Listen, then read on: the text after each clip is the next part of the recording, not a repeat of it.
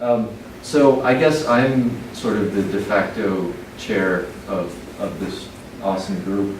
And as you can see, the title of our presentation is Can Objects Act?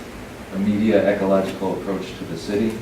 I guess I'm going to kick things off just because mine is a little bit broader of an overview of sort of what we're trying to talk about, and then Clayton and Carolyn have some really interesting papers dealing specifically with issues related to the broad theme here.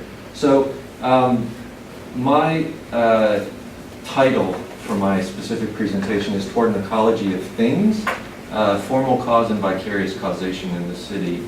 And it sort of arose as a result of conversations with different readings within different traditions, and then meeting, a few people and talking with them about, scholarship on urban communication, urban development in the city.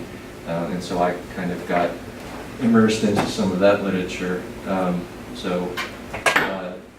quick preview of the presentation. I want to talk a little bit about my driving question, which is, are there non-human agents? Because agency is such a kind of big question for so many people in different fields. It was a question that seemed to be a non-question for a very while for me, until I started sort of reading people who were challenging the notion that human agents are the only agents worth sort of talking about. But this question about non-human agents often emerges through Latour's actor network theory, and within the organizational comm tradition, the socio-semiotic perspective. Francois Coren, who is, I think, at Montreal, I think James Taylor, not the folk singer, but the more comm scholar. And as an extension, why does this matter? So we get to the question of can objects act, and then I'm drawn to the question of, well, who cares, right? Or should we care, or why should we care? And this for me is really the political aspect, or the pragmatic question of what are we going to do with this way of understanding agency, and why should we do it? I should note that when I'm pulling from the object-oriented ontologists, particularly Graham Harman, this is not Graham Harman's project, right? Harman doesn't care about, well, and he says as much. He's like, I'm not interested in the political question at this point. And his rationale is kind of that, he's kind of jockeying in between sort of the natural sciences and the humanities, and he's saying, philosophy doesn't have to be the handmaiden to either science or the humanities, right? There's a beauty in questioning and inquiry for its own sake, right? And so for him, he, at least what I've read of him so far, is he's not often trying to engage in the political. Interestingly enough, McLuhan has made the point that, I don't make commentary, right? I don't make value judgments, because making a value judgments gets in the way of responsible observation and questioning. Although when you read him, he seems to be making a lot of value judgments and perspectives. And so I'll talk a little bit, about that. I'll give a brief sort of take on speculative realism, which is sort of this umbrella within philosophy that deals with a number of sub-disciplines. An even briefer riff on formal cause, because we're here at a media ecology conference, and this is what people talk about, so I don't want to overwhelm that. And then talk a little bit about Lefebvre and ecologies of action, a concept that I'm sort of trying to develop that deals with these questions of humans and non-humans interacting, right, particularly from the view of the city.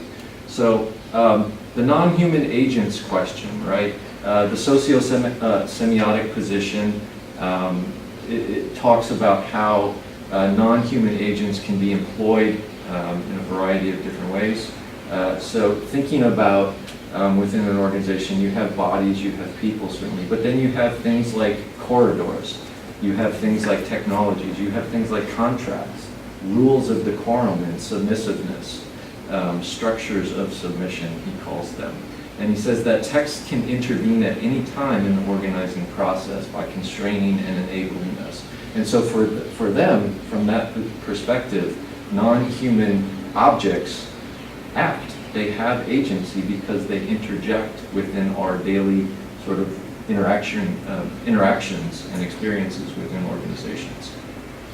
I'm kind of okay with some of that, right? I'm kind of comfortable with that, but the terminology I think I keep getting stuck on when I hear the question of agency applied to non-human objects.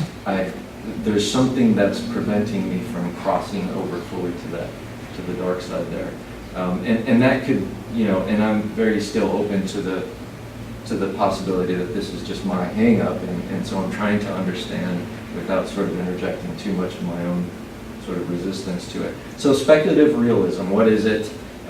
Speculative it comes from, I guess, the group of philosophers that met in Paris had an affinity for H.P. Lovecraft, right? So they were all excited about H.P. Lovecraft. But more specifically related to philosophy, it's about a rejection of everyday common sense. So in a sense, something what critical scholars would do in questioning assumptions and taken for granted and things of that nature. The realism aspect is set against the idea of correlationism. And correlationism is roughly this view that philosophy can't speak of humans or the world in isolation.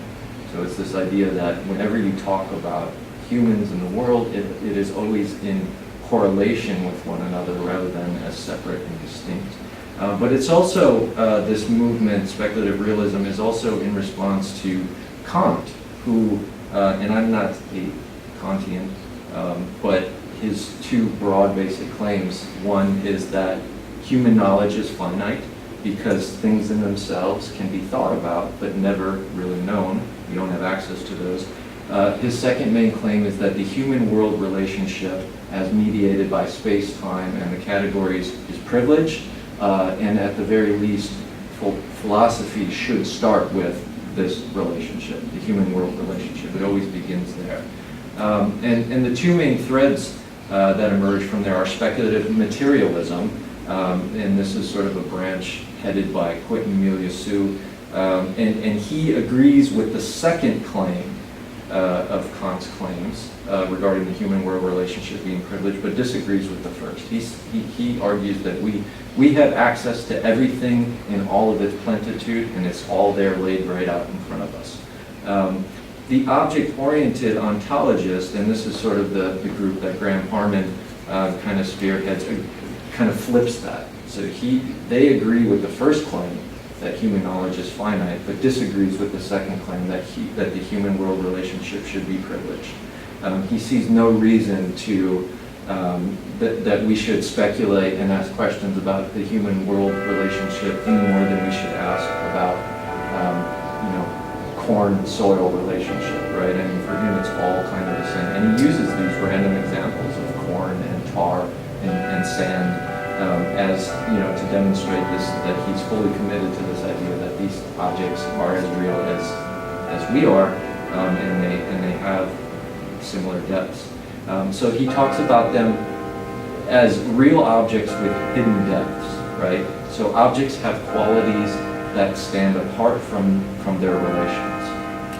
Because we get into this this speculation of whether the whole tree and the forest kind of argument.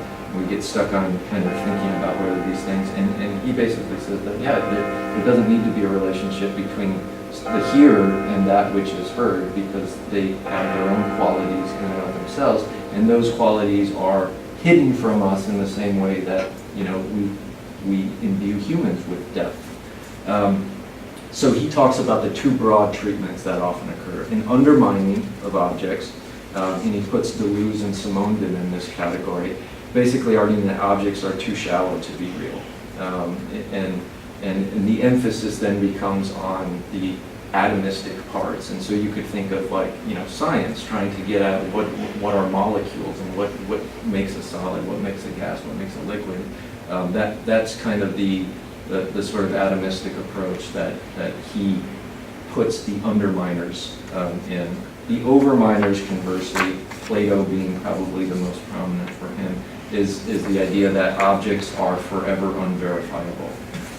And so there's an emphasis on the contents of consciousness, on language, on social structure.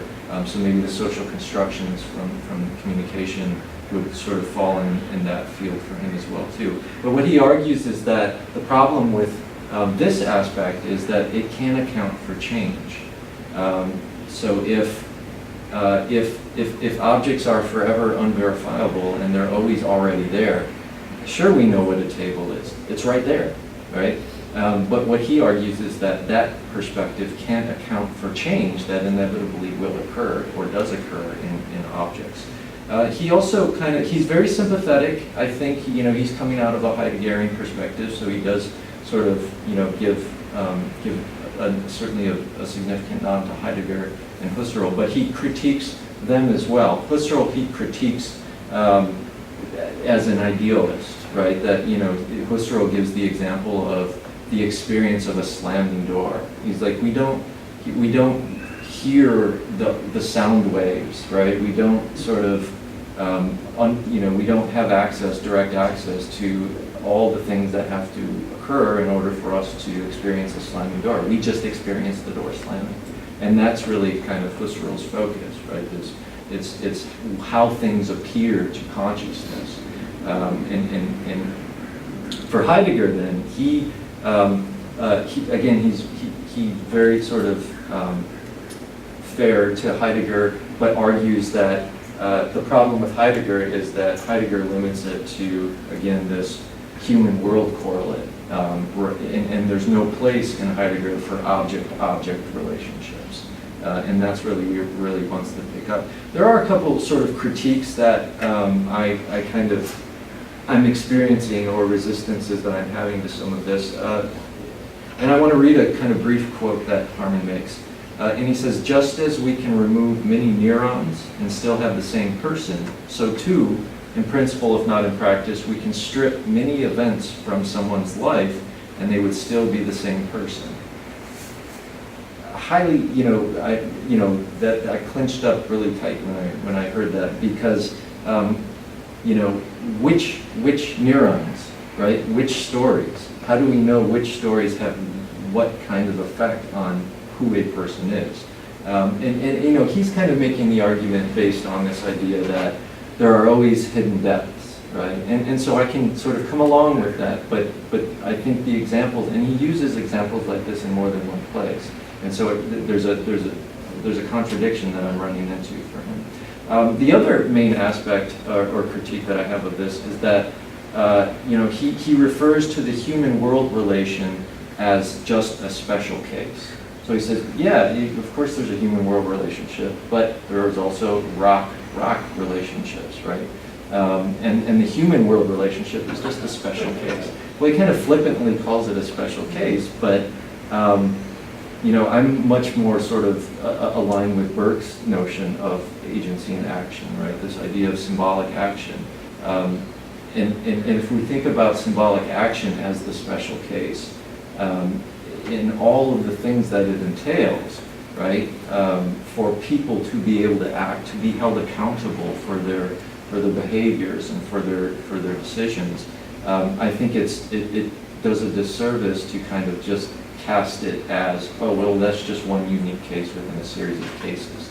And it's this, how I've heard talked about it is this responsibility, right? Human agents' ability to respond to emotion, right? To cries for help, to reactions to different kinds of relational contexts, I think, which includes the political, the emotional, should not be sort of summarily dismissed as just a special case. There's something, granted, we don't want to privilege the human perspective, right? And I think part of the resistance that I often occur when I'm trying to sort of make this argument is that, well, you're just privileging humans over other, it's not that, I'm not arguing that we are in a privileged position over other animals, right? That we have this sort of, we have, because in very many ways we are disadvantaged, right? We've used examples about, there's no there's no dolphins that we know of that are stressing out about not being in orca, right? Like, if only I was in orca, life would be so much better. But something unique about the human condition that sort of opens us up to this sort of futural striving or understanding as an important aspect of who we are and our experiences. Formal cause, real quickly. This is, again, McLuhan pulling, from Aristotle. And this is essentially dealing with figured around relationships. This is a situation, formal causes, where effects can sometimes precede the cause. And I think, McLuhan has used the example of the shadow that precedes the object, right? And if you think about it from a pragmatic standpoint, designers integrating speculations about users, objects, and supported practices. So if you're thinking about it from a design perspective, you're thinking, not just of the finished product, final cause, right? Or the material cause necessarily, or even the efficient cause in that sense. Well, final cause could come in there, but in a different way. You're thinking about, okay, how is this going to interject itself in the lives of my clients or the people who end up being exposed to this or something like this. So that seems to be a way of understanding formal cause, at least that I've got it. I'm going to kind of jump ahead here to this idea of ecologies of action, and this is where I'm trying to tie in Lefebvre and his notion of the right to the city, right? So Lefebvre talks about the city and the urban. He talks about them as distinct things. So the city sort of are all these objects, spaces, and infrastructures that are kind of there, the material aspect. And the urban includes the above, but also functions and forms of everyday life, policies, and the relationships engendered by those material kind of situations, right? Exchange values, commerce and consumption, all of these things that sort of, the collective possibilities of social life, essentially. And so what I'm sort of trying to do is sort of argue that Lefebvre starts moving us in this direction, but still we're stuck with this distinction. And I'm sort of basically arguing that, well, if we think about it more as an ecology, right, as an ecology of action, whereby interaction occurs between humans and objects like resources, policies, law enforcement, things of these other kinds of institutional structures, we don't necessarily need to be thinking about them in their own distinct terms. We need to better understand how the introduction of these different policies or these different sort of social arrangements work in conjunction with one another, and therefore how can we best leverage or access or sort of advocate for different kinds of social relationships over others. And so this is kind of still, in the early stages, but again, I'm thinking more about the symbolic material amalgam rather than there are two things that sometimes interact with one another. And from, a pedagogical perspective, I'm thinking about how we might use this, as what is the method here, or what is the utility that we might use, and these can be guided by different questions. So with that, I'm going to turn it over to the other panelists, because I think their papers kind of start getting at what I'm hoping to sort of move towards in applying this idea. So I don't know if we have a preference for everyone's. What do you want? You have pictures, so maybe you should go. Okay. Great. Thank you. Very interesting. Yeah, so maybe I'll stand there.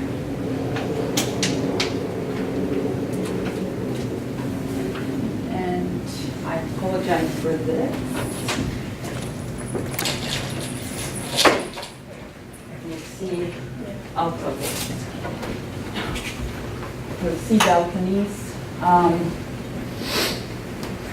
and dream about good air, not having it.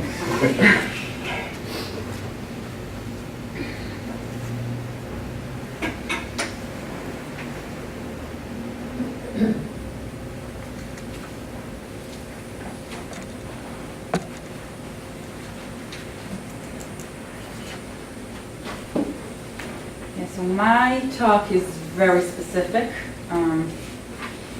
about the balcony itself.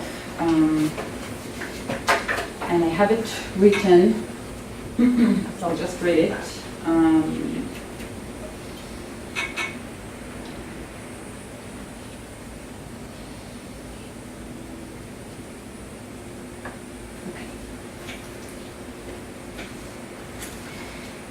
So my research explores the Mediterranean balcony, focusing particularly on the Israeli city of Tel Aviv, where every apartment and house has a facade balcony, and from 1926 are even demanded to have one. This liminal architecture within the city received only little academic notice by now, but seems as prominent in establishing the urban community, the connections to urban public life, and the constitution of residents' identities. My talk aims to offer a new perspective on urban liminal architecture as medium of communication in the city. In the following, I will describe the characteristics of the urban facade balcony in Tel Aviv and its function as medium of communication within the city and within the city's urban life, also offering to bridge a little bit Henry Lefebvre's, I don't know how to pronounce it in English, distinction between the material and the symbolic. So balconies are what Americans would think of as porches before it became common to build them off the ground. Walking in Italian, Greek, Lebanese, or Spanish cities, for example, especially those which are close to the Mediterranean Sea, balconies are present all around. They protrude from buildings, usually above pedestrians' heads, and bring tenants' private life closer to the public environment of the street. The hot climate in Mediterranean countries leads to use the balcony as a convenient feature that brings fresh breeze from the sea. However, along with this, it invites creative practices for communication in the city. As a territory that many parties, such as tenants, architects, builders, the municipality, neighbors, and passers-by fight to control, it is the space that constitutes negotiation between public and private, between plans and usage, and between strategies and tactics, to use Desserteau's terms. Tel Aviv has long been known as a city of balconies. Its balconies have started to be built with the establishment of the city in 1909 and are in a very close proximity to one another. Actually, this picture doesn't show it, but it's usually much more close to one another. They are heavily used for ventilation, additional living space, and communicative purposes, all of which that makes them in an interesting case for research. In the streets of Tel Aviv, one can see balconies of various styles and eras. Most of them look old and weary. Some of them are renovated. Many balconies are enclosed by shutters and are used for additional living spaces. You can see on the right side, by the way. I will present them some general characteristics of urban balconies and their communicative virtues, and then I will show architectural changes of the Tel Aviv balconies over time, as well as related communicative daily practices. This would describe a turning point in 1960s and in the beginning of the 1970s in the design of the balconies that reflected also a change from communicative-oriented society to an individual enclosed society, as happens many times in cities. So the balcony is an extension of the living space to the outside, a surface or an unfinished room that protrudes out of the house or apartment and is exposed to the public eye. In contrast to other parts of the apartment, it is open to the weather, to the street, to voices and smells from outside. It also enables the circulation of air into the building. We can say that the balcony is a liminal space, a physical threshold or intermediary zone betwixt and between two other spaces. Balconies form a unique mixture of front stage and backstage, to use Irving Goffman's metaphors, and private and public are entwined in the balcony and constitute a blurring of what is supposed to be open to the public and what is a private personal matter. It is through this mixture and entwinement that the balcony offers ways of communication. The analysis is based on diversified sources, including historical plans of the city and its buildings, historical municipal documents, old photos, cultural and artistic representations, residents' complaint and request letters to City Hall, about their balconies and about those of their neighbors, interviews with tenants, and my own observations. So the balcony is a medium of communication within the city. Tel Aviv was founded on the Israeli coastal plain in 1909 as a northern suburban neighborhood of the old city of Jaffa. The new neighborhood, which was declared a township in 1921 and a city in 1934, was initially planned as a garden city, a hybrid combination of urban living, green areas, and landscape. According to European Mediterranean models, the construction was spacious and the houses were surrounded by broad gardens, boulevards and parks were established, and the sea and the beach became a central focus in the city. Balconies were a crucial part of the old dream of Tel Aviv. In urban architecture, the balcony is a symbol of openness and an expression of the goodwill that the tenants have for the public, special connecting spaces between them and the street. In 1934, Mayor Dizengoff, the first mayor of Tel Aviv, described the balcony as the smile of the building. If we compare the house to the human body, we could say that the windows are the eyes of the house, the bases are the legs of the buildings, the balcony is its smile, and the facade is the spirit, the soul of this human creation. So the buildings in Tel Aviv weren't thought of just functional structures in the city, they were alive. They breathed, they had eyes and legs and souls. The identification of Tel Aviv residents with their dwelling environments or the symbolization of the buildings as living organs clarifies their importance in the creation of the city. Yet it also explains why it was expected from them to talk, to communicate, to provide a platform for the creation of a local community. The first balconies built in Tel Aviv between 1909 to 1920s were part of its private houses, and this would be very similar to porch, other than the porch has also a ceiling, which is wider. In front of most homes, there was a broad balcony raised about 3 feet above the ground. 1 or 2 stairwells led from the street to the balcony, and then from it to the entrance of the house. In this setting, the balcony served as a connecting bridge between the street and the house. People used it for pleasure, relaxation, entertaining, and most likely communication with the street. For instance, on Saturday nights, mothers used to sit on the front balcony on Herzl Street, very famous known street in Tel Aviv, and converse with one another from one balcony to the next. And it was also common for pedestrians to ask questions people sitting on their balconies. From the 1920s onwards, tens of thousands of immigrants settled in Tel Aviv, and buildings with 2 or 3 stories began to appear. The balconies were designed as part of the eclectic style and were built on the upper floors, protruding from the front and bordered by a decorative railing that did not obstruct the view of the outside or the inside.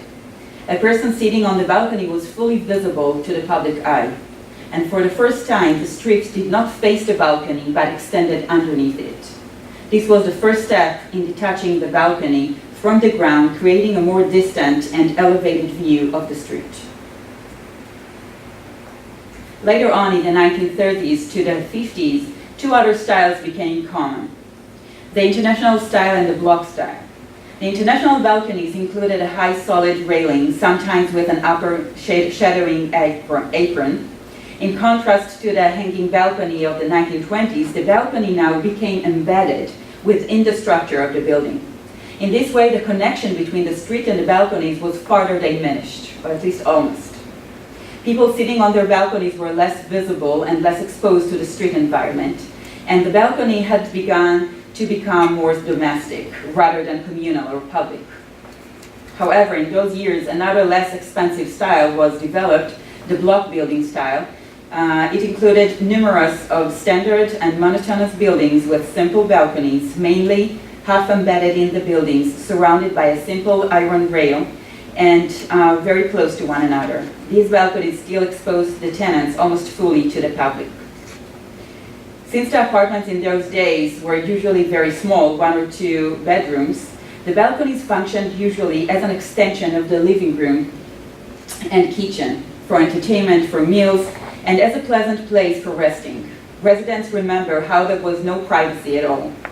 And I'm quoting, "Everyone used to peek at and eavesdrop on each other," remembers an older resident. And many conversations with friends and neighbors were done through the balconies.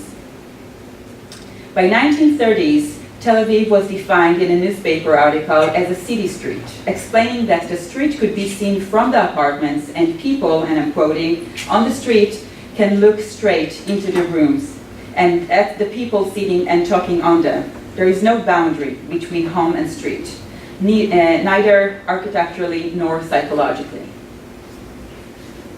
These years were characterized also by the municipality's call to the residents to decorate their balconies for holidays and parades, and set competitions for the most beautiful balcony.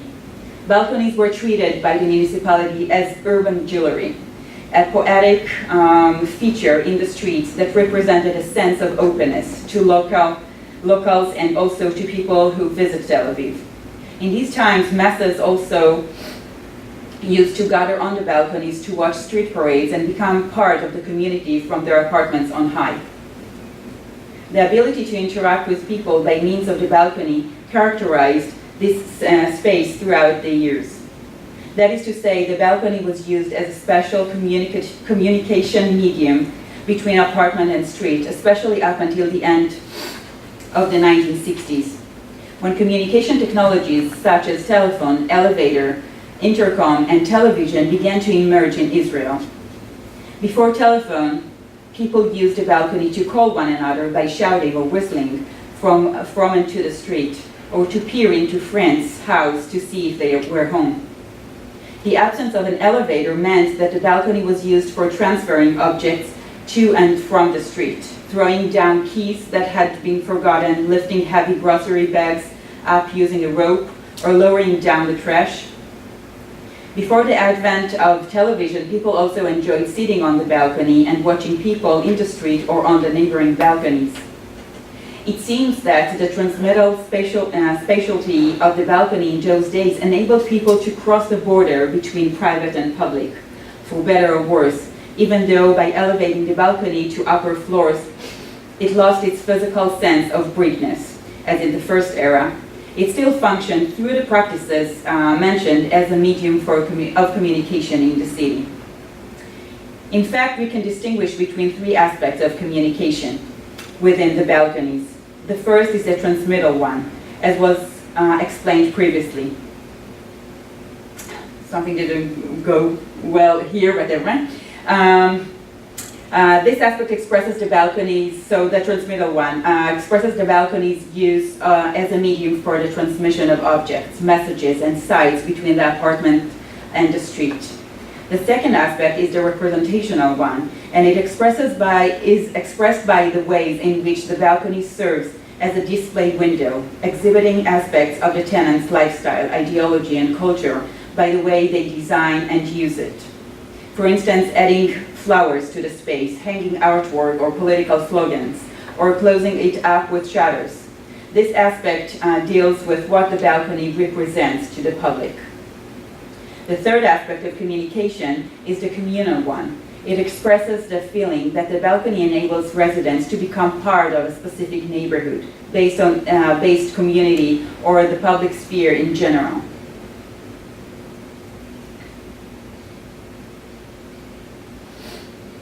For instance, standing on the balcony during street parades, posing on the balcony for photographs, or even just being present there. As beautiful and romantic as the communicative function of the balcony looked, it was really the lack of privacy, the tiny apartments, the noise of the developing city, the mosquitoes and flies, and the heat in the summer that urged many residents to wish for a closure of the balcony. They requested to enclose it with brick walls or windows in order to turn it into a regular room. However, this also meant disconnecting the balcony from the environment of the street. Yet the town committee and later the municipality constantly refused to grant these enclosure requests, and sometimes the head of the committee or the mayor was personally involved in the responses. Those residents desperate to enclose their balconies did so without a permit, incurring penalties, demolition warrants, and prosecution. Over the years, residents found more sophisticated ways to separate the balcony from the street. They covered balconies with fabrics or curtains, which was considered to be less hermetic enclosure than bricks and windows and was easy to remove. In the late 1950s, the trisol and the trizaz were invented. They were systems of asbestos shutters, which were an original Israeli invention.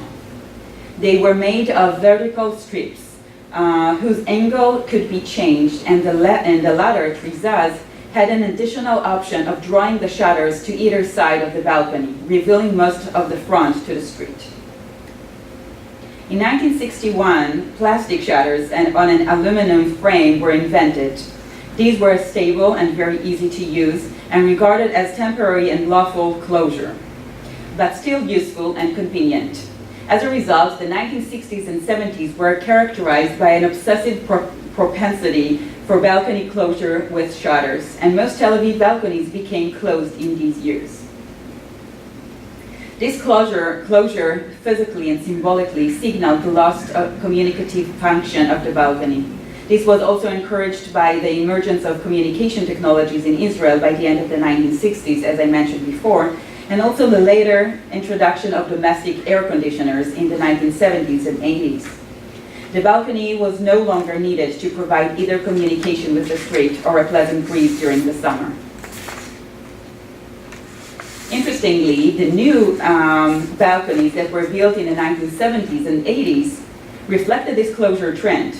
As the balcony was expected to be enclosed anyway in those years, it was initially built with shutters at the front, 2 sidewalls, and a ceiling. In other words, the balcony was swallowed up into the apartment. Its presence in the public space disappeared as it became confined to the private space, and the fronts of buildings became flat. The balcony was still at the front of the apartment, yet was invisible from the outside unless the shutters were open.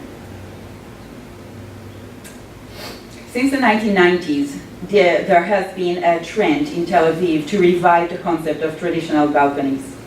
Open balconies are built, and some of closed ones are renovated to their originally open style. However, these retro balconies no longer serve so significantly as a means of connecting the private to the public, and are only reminder of the great communicative function of the balcony as it once existed.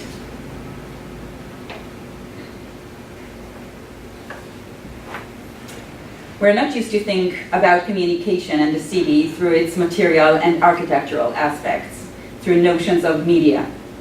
Other scholars studied known technologies as cameras, screens, and advertisements in the city, and you can see, for instance, Concurrent and Drucker's series of books. Through this balcony study, I would like to offer seeing liminal architecture in the city as medium by itself. Following James Carey and the division or the connection between transmission and ritual, the balcony is a medium in a sense that it is a mean for sending messages and particular objects as well as a gathering community. However, at the same time, its use includes usually the presence of people within it. 3 notions for the operation of the balcony as a medium that I'm developing these days are connection, body-architecture relationships, and the movement. To understand the operation of the balcony as a medium of communication, we have to see it through its connection between public and private, and between people through the balcony. We have to see the relationships between the human body and the actual architecture. And finally, we have to see it through a notion of movement of messages and objects through the balcony, from it, and also around it. I'm keeping this for the final speaker. Thank you very much.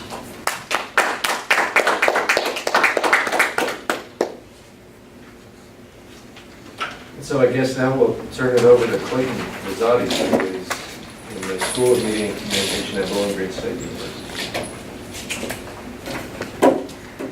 I'm melting here. Yeah. Sit in front of the fan.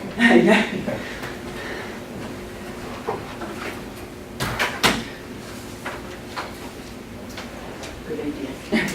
Well, I want to say thanks to John for organizing the session, and it's been great hearing these two, I think, really interesting papers. Mine will not be so interesting, I'm afraid, but I'll tell you a little bit about what I'm going to do and why I'm going to do it. So I teach in a communication school. But I'm a geographer, and I'm interested in the relationship between people and the environment, as geographers are. And so I developed a research project that was interested in how we could understand media through urban forms and the development of infrastructure and expanding the ways that we might think about the communicative power of media. And so my interests have to do with landscape, with infrastructure, and with cities in a lot of ways, and I think overlap in really interesting ways with what you guys are talking about. So like climate change, the artificial intelligence apocalypse, the opioid epidemic, we're often, I think, these days interested in objects dominating and subjugating their producers, and or subjugating social life. And so what I want to do is to talk about a particularly old, but I think still relevant and interesting theory about that relationship with objects, that sort of antagonistic relationship with objects, between people and objects, through Marxism and historical materialism. And so I want to think about the relationship between Marxism, cities, non-human actors, and how that philosophical movement has dealt with this issue. And so hopefully that contributes, I think, something else to what we've been talking about.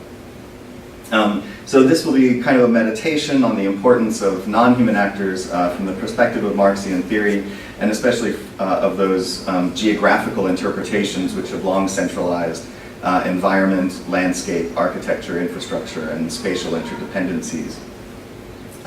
While there's always been something materialist or a materialist component to geography, like navigation and mapping the terrain, there have been major conflicts over the last century or more regarding particularly the causal relationships between humans and the terrain. So one of the older versions of this was environmental determinism, which was sort of based on imperialist fantasies about the superiority of different people, or particular people from different climates, and so how the characteristics of humans were influenced and determined by climates and environments. The response to this was by culturalists who determined that, or who argued that, in a somewhat idealist way, that the terrain bore marks of different cultures and human activity on them, and so what we saw as the terrain was reflective of human activity.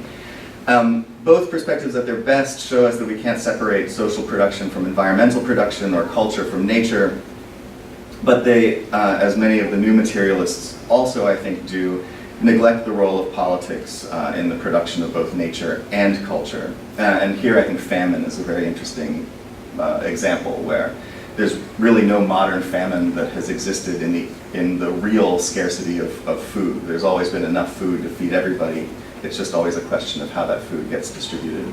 And Nobel Prize winner Amartya Sen makes that argument. So for geographers, landscape, and this I'm quoting W.J.T. Mitchell, landscape is not a genre of art but a medium. And like money, landscape is a social hieroglyph that conceals the actual basis of value. It does so by naturalizing its conventions and conventionalizing its nature. So one of the things that I want us to think about is how we get from, say, landscape and the landscaping of the terrain for our purposes, symbolic and utilitarian, to an understanding of the urban that is particularly Marxian. And I think here Henri Lefebvre is interesting because Lefebvre is talking about a very modern scenario where the urban has encompassed everything, a total transformation of nature, much like what many people are now talking about as the Anthropocene, the sort of total transformation of the earth by humans, a kind of second nature. And because we were all produced by this urban production, including the countryside, including oceans and what have you, because all of this goes into the production of social life, we all have a right to that urban form and those urban processes, which is, as John indicated, this sort of right to a city. And so Lefebvre says the urban problematic becomes a global phenomenon. Urban reality modifies the relations of production without being sufficient to transform them. It becomes a productive force like science. Space and the politics of space express the social relationships, but also react against them. Chari and Gidwani in explaining this right to the city say we need what Lefebvre calls a proper social theory of space, which can apprehend social spaces as built, fought for, seized, invested in, maintained, lost, mourned, renovated, or altered irrevocably. And as we, of course, cruise into ecological catastrophe, it's often easier for us to talk about the end of the world. And now I'm paraphrasing Zizek, who was, I think, paraphrasing somebody else. I can't remember. I think Jameson, maybe. Anyway, it's easier for us to talk about the end of the world than it is to talk about the end of capitalism and the forces that may be driving some of these antagonistic relationships that we have with objects. So let's talk a little bit about objects and mediation from a kind of capitalist, a Marxian perspective. So, for Marx, he's very clear that objects have a kind of important role in our lives. The changing nature of our means of production, the building of machines, all of these things transform the nature and quality of our lives.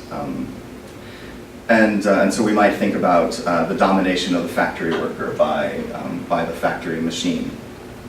Marx is also really interesting in that he critiques the Luddites for breaking their machines. He says you're like blaming the machines for something that isn't their fault. The machines just make your life easier. It's not their fault that you're out of work or out of a livelihood. So that's, I think, an interesting aspect of Marx, but he also talks about capital as a kind of live monster that is fruitful and multiplies, and we get these very evocative images from him about objects sort of taking on a life of their own and then dominating their producers. So Marxian thought in its foundations in the mutual transformation of people and nature, and people and their own nature, the metabolization of nature, allows for precisely the kind of politics that I think we should be thinking about in terms of objects and their what we might call agency. And it's in this context that we must begin to look at the objects and forms that mediate social life. And I think here Guy Debord is really, I think, interesting in that he's very specific about objects and mediation. I mean, in describing the spectacle, he says, the spectacle is a worldview transformed into an objective force. The spectacle cannot be understood as an abuse of the world of vision, as a product of the techniques of mass dissemination of images. It is rather a Weltanschauung which has become actual, materially translated. And so we have, I think, in Debord, something that we have to take very seriously, which is that symbols and language and even ideas take on material force and are in some important ways, in fact, maybe in every important way, material themselves. Lukács, prior to this, in the 20s, George Lukács talks about mediation and things also in a way that that Guy Debord picks up in his great Society of the Spectacle. George Lukács says, mechanization makes of workers isolated abstract atoms whose work no longer brings them together directly and organically. It becomes mediated to an increasing extent exclusively by the abstract laws of the mechanism which imprisons them. So for Lukács, the separation of social activity and did you yeah. Okay, good. I missed it. For Lukács, the separation of social activity and its mediation creates something qualitatively different than the sum of its constituent parts. This is again quoting Lukács. Man's own activity, his own labor becomes something objective and independent of him, something that controls him by virtue of an autonomy alien to man. And those are his words. The Fight Club going on? It sounds like it. No, don't close the windows. It's okay, don't close. Yeah, no, we're fine. So a key to Marxian thought regarding objects is that they're the products of people, even the things that look absolutely natural, like the ocean, and the products of social relations, but also of this productive force in combination with the social norms of production. So we have to think about why things are produced and how they get produced. And so David Harvey here is, I think, really interesting in summarizing and developing Lefebvre's idea of the right to the city. The question of what kind of city we want cannot be divorced from that of what kind of social ties, relationship to nature, lifestyles, technologies, and aesthetic values we desire. The freedom to make and remake our cities and ourselves is, I want to argue, and this is Harvey, one of the most precious yet most neglected of our human rights. So I think the question of why we think about objects and should think about objects is very clear. They constitute us and they constitute the very existence that we have. Guy Debord pushes us in another interesting direction, and I think because I'm taking too much time, I'm going to skip this other quote from Guy Debord. I just have a bunch of quotes here. So, and what I'd like to talk about instead is some of this politics that Harvey's talking about with an example of Times Square. So to get the Times Square that we have now, it was constituted by a whole bunch of different forces acting together, and we can see them all as political in important ways. So Disney investing in a Disney store in Times Square, which had previously been occupied by peep shows and adult entertainment. So the Disney store was sort of the cutting edge of gentrification. There was also homeless clearance laws to get homeless people out of that neighborhood. Laws banning dancing, cabaret laws. There were also construction subsidies, and it was these subsidies that allowed MTV to build a brand new studio in Times Square and make tremendous amounts of money on the basis of that. But if we sort of push that network back in space and time, or out in space and time, we can also think about cable deregulation in the 80s and how that precipitated the largest private construction operation since World War II in wiring the country for cable TV, and this allows for MTV to be as popular as it is. But if we push even further, we have to think about where that copper comes from to wire the country, and we have to think about the Chilean coup that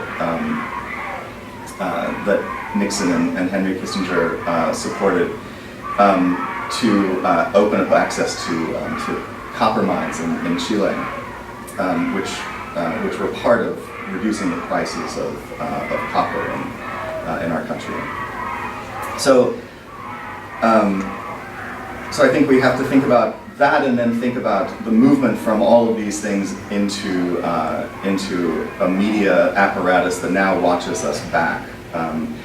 We have to think about what the forces are that create this movement and this development, which is particular. It may not be.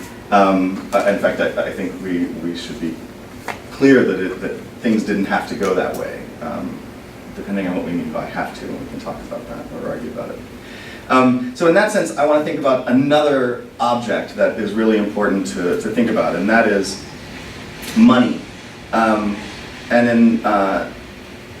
for Marx, money is probably, and I think for the Marxian tradition, the most important object to think about in terms of defining the conditions of our existence in our contemporary society. And Marx talks about the apparent self-movement of commodities the same way that Guy Debord talks about the self-movement or autonomous movement of images, which I think we could read in interesting ways as money also. But Marx talks also about how the transformation from money into commodities and then back into money, but more money than you started with, is a crucial aspect of the nature of capitalism. And the forces that produce the environments that we live in. By turning, Marx says, by turning his money into commodities that serve as the material elements of a new product and as factors in the labor process, by incorporating living labor with their dead substance, the capitalist at the same time converts value, i.e. past materialized and dead labor, into capital, into value with value, a live monster that is fruitful and multiplies. And so this movement from money to more money than you started with, from M to M prime, as Marx talks about it, has to be understood as one of those crucial ways that society is subject to its own products. And Marx's crucial point wasn't simply that people created value through labor, or even that people struggle over the surpluses of that labor, but instead, part of what connects Marx's investigations from his 1844 notebooks to Capital Volume 3 is this revelation of how value becomes trapped in the commodity form, and particularly in this mediation through money. And I think Guy Debord picks up on this as well. Debord says, the spectacle is another facet of money, which is the abstract general equivalent of all commodities, whereas money in its familiar form has dominated society as the representation of universal equivalence, that is, of the exchangeability of diverse goods whose uses are not otherwise compatible. The spectacle in its full development is money's modern aspect. In the spectacle, the totality of the commodity world is visible in one piece as the general equivalent of whatever society as a whole can be and do. The spectacle is money for contemplation only. For here, the totality of use has already been bartered for the totality of abstract representation. And here we can read Debord talking about, I think, interest in a very important and interesting way, compelling way. Interest and the growth of investments, which exert a tremendous force on our urban systems and the ways that we develop our urban systems to meet our needs, which could be met in all sorts of various different ways. So let me just skip ahead a little bit and talk a little bit about what we might think about in more evaluative ways. And I think this is what makes the Marxian project and Debord's, for instance, expansion of that interesting, is their political position on the development of our material world. Debord talks about, in The Society of the Spectacle, the development of a pseudo-nature and its relationship to a kind of false scarcity. And I think this is really interesting and really important for us to think about now in an era of austerity and famine and war, Because it's not, the case isn't that we don't have enough capacity to produce all of the things that we could all need. The issue is that we have restricted and created forms of scarcity. We've restricted that capacity and created forms of scarcity to serve a different set of needs. Generally, the growth of money into more money. So Du Bois says, economic growth has liberated society from the natural pressures that force them into an immediate struggle for survival, but they have not yet been liberated from their own liberator. The commodity's independence has spread to the entire economy it now dominates. The economy has transformed the world, but has merely transformed it into a world dominated by the economy. The pseudo-nature within which human labor has become alienated demands that such labor remain forever in its service. And it's here that I'd like to pick up this issue of money in a, I think, more contemporary way. As we start thinking, and I keep reading news stories about artificial intelligence and automation, like basically destroying all of our jobs and taking all of our jobs from us. People start thinking about, well, how do we deal with this? And they've started thinking about a universal wage. And I think it's important for us to think critically about that and to, I think, respect the role that machines could play in our lives in alleviating forms of scarcity. But I think that the universal wage we should be skeptical about, because it wouldn't resolve this problem of mediation and that mediated relationship between productive capacity and social need that the Marxian project talks about. So it would still create this unnecessary pseudo-nature where capital is sort of like the weather, determining whether it will be plentiful, we'll have a plentiful, great growing season or not. Anyway, so I think I'll leave you with this quote from Guy Debord. He argues, no quantitative relief of its poverty, no illusory hierarchical incorporation can supply a lasting cure for its dissatisfaction, for the proletariat cannot truly recognize itself in any particular wrong it has suffered, but only in the righting of the unqualified wrong, the universal wrong of its exclusion from life. And in this sense, Guy Debord argues that we need to have a new political form to manage the production of our world, instead of leaving it up to markets and the kind of autocratic reign of interest and investors. So I'll leave it there and yeah, stop talking. So thanks.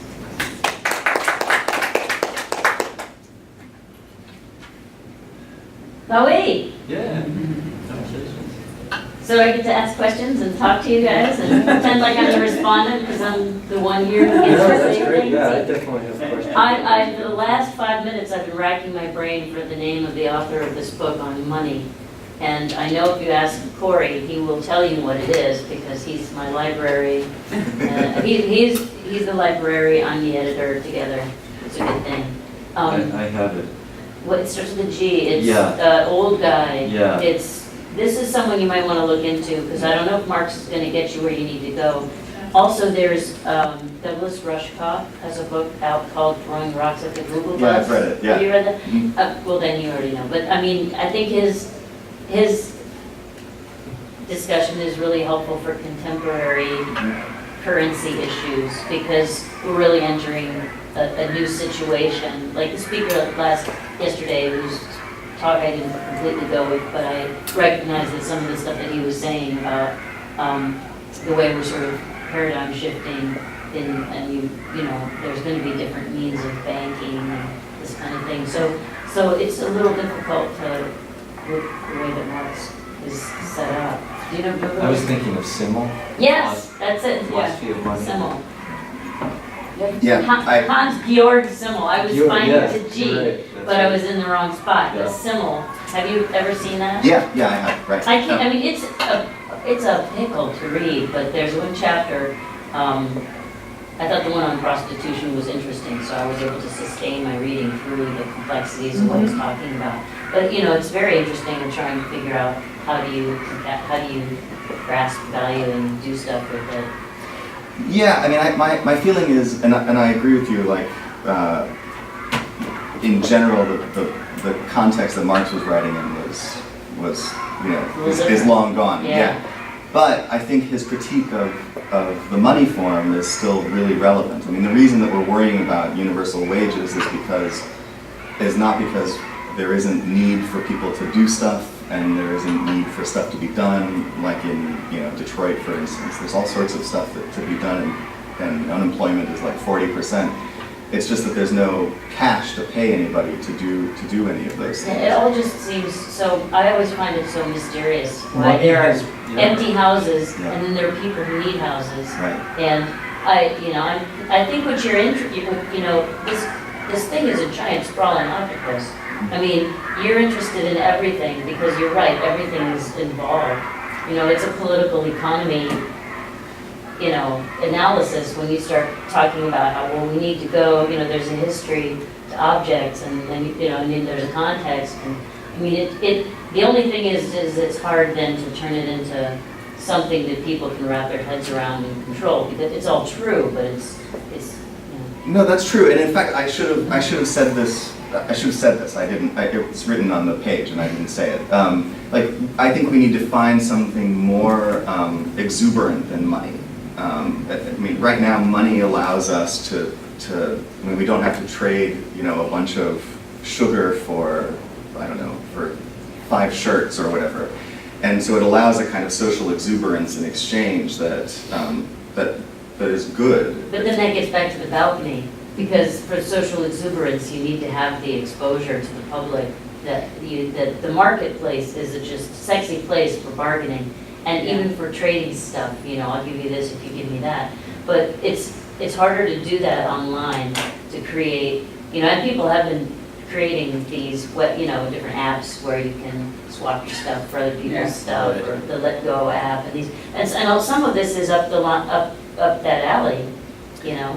Kind of, yeah. I mean, and I think this is why the Marxian project is interesting. I mean, I don't think you can solve anything with bartering, because everyone still has to have property, and that's always going to be. Not necessarily. I have a friend who gives massages, because she's a massage therapist, so we work stuff out as to what I'm going to offer in exchange. It's not always money. Well, and you see some of this going on with like Patreon and some of these other alternative exchange or economic relationships. And I think part of the other problem is that, you know, the economy now has become so decoupled from objects, from exchanges, and we get this, it's still there, but it's also sort of extracted, right? It's this sort of extractive rather than I provide this service or good for you, we exchange. The scale is too large. Rather than No. an exchange, it becomes an extraction in a sense too. I think you're talking about a rental economy, but that's all predicated, right, on because right, this is like the Adobe, Adobe Creative Suite, or you used to be able to buy the CD and or the DVD and own it, and now you have to rent it every. So now, from your perspective, is there anything that's going on that's promising? Like, Well, are there any sub-pockets within the larger, like CSAs, like farms where people pay for their share of groceries and Yeah, stuff? you know, I mean, is there anything that's redeeming, or is it all just for shit? No, hopefully. No, I'm not being yeah. critical. I'm saying, No. like, if you could find a territory that was good, you could make that the focal point of your paper. You could pull in all of the theorists that you want. Yeah. Then you could have it serving some interest. yeah. You know, it would kind of give it a rallying point around which you could pull in the problems with money and the problem, and say, you know, here's one sort of instance that solves this problem. Sure. I mean, the point of the paper was just to give an outline of Marxian interest in objects. But I think what I think it reveals is a problem with the social norms of property, because of the rules of property that someone can say, hey, we're going to sue you if you start stealing our stuff. And so that's one piece of it. I mean, I think you're right. It is extractive, or it is about enclosure in the same way that early industrial farming was about enclosure, kicking people off of the communal land. But I think I think the other piece of that is this wage problem, which, anytime you give someone a universal wage or deal with money, there's always the problem of inflation that comes after that. And so we raise the minimum wage and then it's obsolete in 10 years and we have to fight about it again. And I think the Marxian project is very interesting because it focuses on what comes below that, or what is represented by that commodity object of money, which is time. And so I think the interesting question is, how might people exchange time? And I haven't seen a lot of examples of that, but there might be a way of exchanging time that isn't just about bartering, but is about having a similar exchange that isn't encumbered by money. But I think right now in the world we're really interested in just how we get money into people's pockets, like in the Keynesian symbol theory. might be useful because I don't, you've seen it read it before? Yes. Oh, okay, well, forget it. I don't know, I think that money is kind of funny because it allows you to turn apples into tennis shoes, and that's magic, and nothing else can really do that unless you have apples and tennis shoes to trade. And I don't know where else you could go with that. When you were talking, it did also remind me a little bit of Hans Jonas, when he's talking about vision. He says that vision has three qualities that the other senses don't have, and one of them is dynamic neutralization. And that what dynamic neutralization is it allows you to objectify things, so that I can look at you and turn you into an object, even though your heart is pounding, your hair is growing, you're digesting, you're an event, you're doing things, but I'm making you an object. I can make that fan into an object, even though that object has a history of fabrication. Somebody painted it, somebody shipped it here, somebody bought it, somebody plugged it in. All that stuff that you were saying about, you have to know the history and the context and the copper that went into the, all this kind of stuff.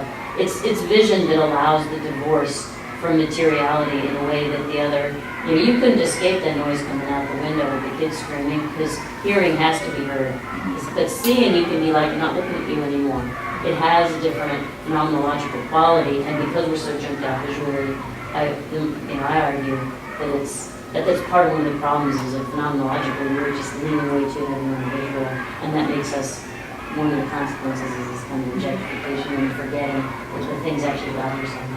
Here's a question for, go ahead. I'm sorry. What's the name of the? Hans Jonas, Jonas. It's a phenomena. Sight. It's the chapter is the nobility of sight. The book is the phenomenology of the senses. Okay. Or phenomenon of life, a phenomenology of the senses. Yeah. Okay, thanks. I'm always bad with titles, but No, I the don't know, ideas yeah. jump out at me. Yeah. And I want to also tell Caroline, have you sent this paper anywhere yet? Part of it was published, but I'm working on it, and I just feel it's not ready, but it soon will be ready. Well, Yeah. Explorations in Media Ecology, I think, would be super fascinatingly interested in your paper. Yeah? Yeah, Media Ecology Association's journal that they Yeah. publish. I would highly encourage you to send it there if you would, Okay. because I think that it's really neat, and it's really media ecology. And I was reminded of my cousins in Greece and their porches, Yeah. and also how lonely I had been in the suburbs until my husband and I bought a condo in Grand Haven, which is near the water, Yeah. and we have now balcony, Mhm. porch. Other people have all their porches together, but ours overlooks the street, and we can see what's going on, and we holler to our friends. And my friend who does the massage therapy, who I barter with, she's hollering distance. Yeah. So, these kinds of issues of space and how they're constructed and how they allow or don't allow interaction, it's really important stuff. It's Yeah. really huge. When you look at a house and you're thinking of buying it, you're gonna live there for how long? How is it designed? How is it gonna allow or not allow you to do and be what you could do and be? Yeah. It's huge. Also, there's a guy named Amardo Rodriguez, and I know he's done work on space and geography. He talks about gated communities and prisons and the ways that people are cordoned off from each other, and it's very good stuff. Okay. He's got it going on. And, you know, it so fits in with McLuhan when he's not just talking about radio and TV and movies, but he also talks about clothing and cars and houses in understanding media. So Right, yeah. McLuhan is right up your alley with that stuff. And it also, for some reason, reminded me of the line in the Kama Sutra, because I did a paper on that, that one of the women to avoid, in the list of women to avoid, was women who sit in the doorways of their houses. Oh, really? So maybe the porch was a way to allow you to be outside without being someone who's inviting someone in to have sex with. Yeah, there's a lot of sexuality, I didn't talk about it, but a lot of sexuality related to balconies. Yeah, Yeah, and you can you think should of- throw that in there. Yeah. Yeah, put it in. Yeah. I'll talk to you later. But I mean, I think, well, I mean, maybe, I think it's, you know, when you were talking, I kept thinking of Kenneth Burke and act, agent, agency, scene, and purpose, and the grammar of motives when he talks about how it's motive that turns motion into action, Yeah. and that motives can be attributed, which means that you can say that this is why I did it, or I can say that this is why you did it. So motives fly around, they're in different people's heads. So Yeah. one person say, oh, I just did this to be nice, you're like, you did it, you're an asshole, you know. And it's the same motion, but it's been interpreted in two different ways based Yeah. on who's attributing the motive. And he talks about, like when he uses the example, he says war can be an agent, like Yeah. Ares, the god of war, or it can be a scene, like for the warrior who is part of the scene of war and acting in it. Yeah. And you know, the IGS stuff might be useful too, that thing about person one and person two. Like, if you have fewer neurons, are you the same person? Or Yeah. you're missing a limb, are you the same person? You are and you're not. There is person one, person two, person three. You're never the Yeah. same person for the people in IGS, because time goes through by and you've changed Right. from one point to the next. What physically and, you know, socially makes. Right, and the whole chemical binding, space binding, time binding, you know, they're non-human agents. I mean, the IGS would probably say animals are non-human agents because they're space binders. Yeah. They're not time binders like we are, but they still can go to places because they're looking for water, they're looking for food. Right. They have agency. Yeah. So there's sort of a, you know, the gradation step there, so that we don't have to be separating ourselves from the rocks. I mean, Right. there's the cows in between us, and they're doing stuff. You know, Jonas, same guy, he's really good on how we're different from other creatures. He draws the line at, we're the representing animal. We're the animal that says this stands for this. It's sort of symbol user, but it's a little different because he uses images. He says, if you draw a figure that looks like another figure, you prove that you're human, even if you can't speak any language. Yeah, but part of the human experience though too is this interaction of the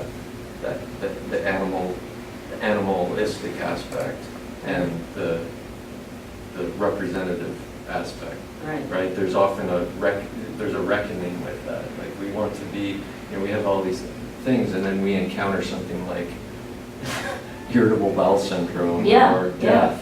Yeah, or imprisonment. Or You know, can you be an imprisonment, right, agent without yeah. agency? I put here like, you know, potential prisoner, you know, like you're. Well, the Stoics talk about that too though, right? And you can take a grain of rice and every time that you get your rice and save one piece and build a little building out of it. You know, there was a guy who was imprisoned in Indonesia who did that. You know, he was an agent in terms of he was building this little thing out of the grains of rice that he saved, even though he was starving. He had to do something creative to kind of be, but at the same time, he had no agency as a human Yeah. outside of this cell in terms of mixing and mingling in the rest of the world. So, yeah, sure, you can be an agent without agency, but it just depends on which perspective you're coming at it from. So it's, you know, all of the philosophical gymnastics is kind of like, I'm more at the why does this matter question Yeah. part of it. I really think, Absolutely. you know, what is it that these folks who are arguing that we have no agency, what's their friggin' gig? You know, what are they trying to do? Are they trying to excuse themselves for not having helped their wife make the bed? Let's be honest, what is it? I don't think they're arguing that we don't have agency. They're arguing that everything has agency. Yeah. Yeah, well, and if you look at it a certain way, you could say that that's true. But typically, we don't I say think- that the table did particularly much for the presentation, except to keep you guys separated. Yeah. You know, I mean, you know, so you make it, it's verb, it's attributing of Yeah. motives, you know? But we're doing it to the table more than the table isn't going, but this is what I did. Yeah, I mean, the object-oriented, oh, yeah. Are we, yeah. It's over. Yeah, the session. I just wanted to offer something, I'm sorry. I think I offered it to you a while ago. Post-humanist performativity, Karen Barad, talks about, are you familiar with this text? Because she talks about, you're in gender studies too? No. So you're not? Okay, so she talks also about feminism through this. So she offers to think about matters, about objects, and she says, you know, we tend so much to think about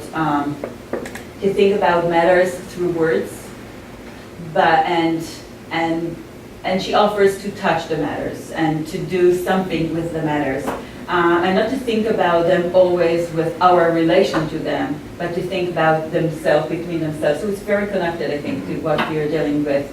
And she offers the notion of interaction instead of interaction.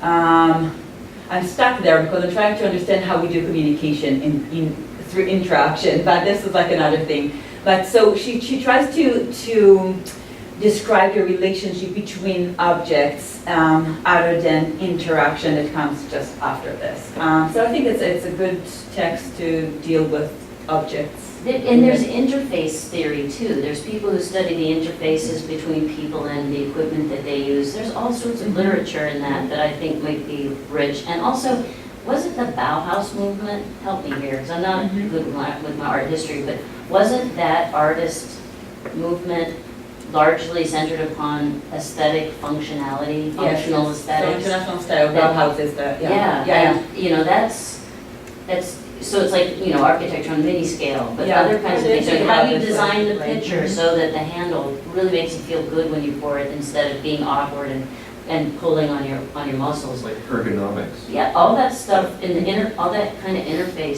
stuff, I think, is so interesting. Yeah.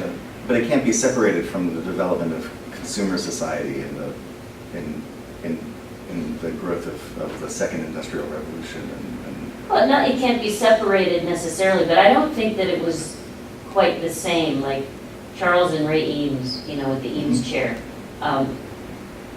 It was mass produced. it was format. But it was also meant to be a really comfortable chair. I don't know if you've ever sat in one, but this feminist would be like, sit in the chair, see how it feels, tell us what it, you know. Because if you do engage the thing, then you really, you realize it's worth it.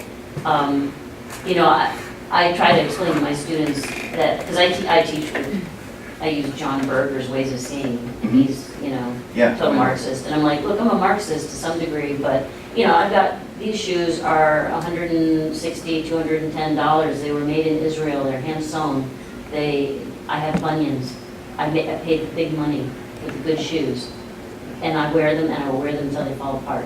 I'm like, that's not necessarily consumerism, in the same way that when you go and buy the latest fashion because it's just come out in the magazine that's told you gotta have the shoe that looks like this. I mean, this is not in vogue. This is a, you know, it's like a doll shoe. I don't care. I'll wear them forever.